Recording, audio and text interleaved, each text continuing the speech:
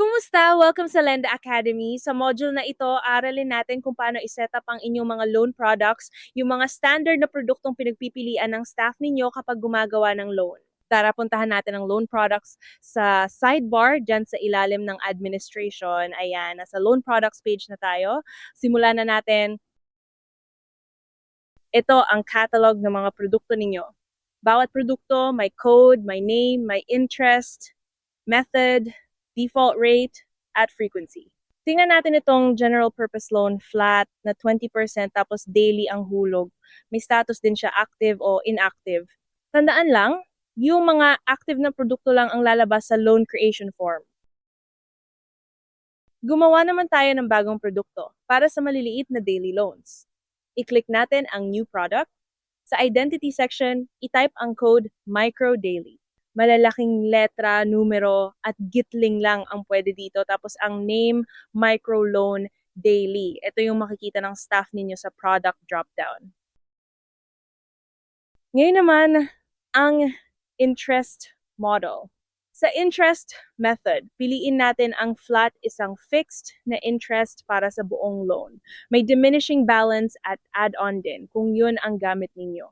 Tapos, ang default interest rate, naka-decimal fraction ito, kaya i-type natin ang 0.20.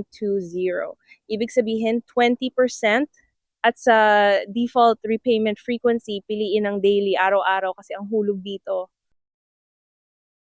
Sa term at installment bounds, ilagay natin ang installments minimum na 30, maximum na 60. Kapag wala sa saklaw na ito ang inilagay ng staff, haharangin agad ng form.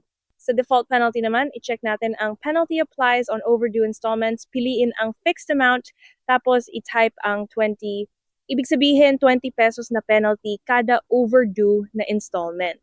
Default lang naman ito, pwede pa itong i-adjust kada loan. Kapag kumpleto na ang lahat, i-click na natin ang Create Product. Ayan, bumalik tayo sa listahan. O, eto na ang micro daily natin active agad at pwede nang gamitin ng staff ninyo.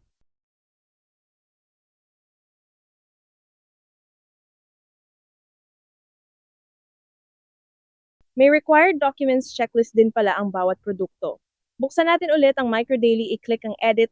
Sa may bandang baba ng form, makikita ninyo ang co-borrower at required documents section. I-click natin ang edit checklist. Ngayon, i-click ang add row. Primary valid ID ito para sa borrower at required siya kasi hindi naka-check ang optional. Dagdagan pa natin ang isa. Proof of income naman, tapos i-click ang save checklist.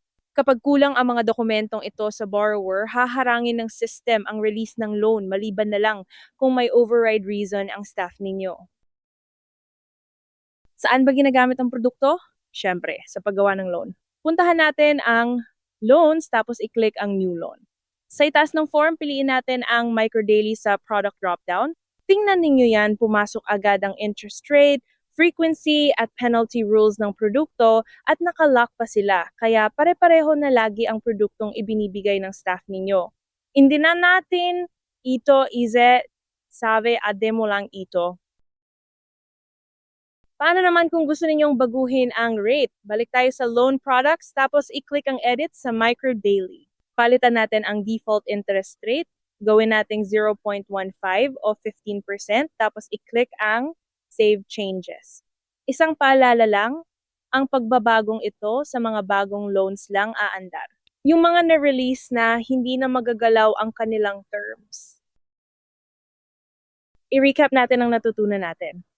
Una, ang loan product ang nagtatakda ng interest method, rate, frequency, at penalty defaults. Pangalawa, may required documents checklist to na bumabantay bago ma-release ang loan. At pangatlo, kapag binago ninyo ang produkto, yung mga bagong loans lang ang maaapektuhan.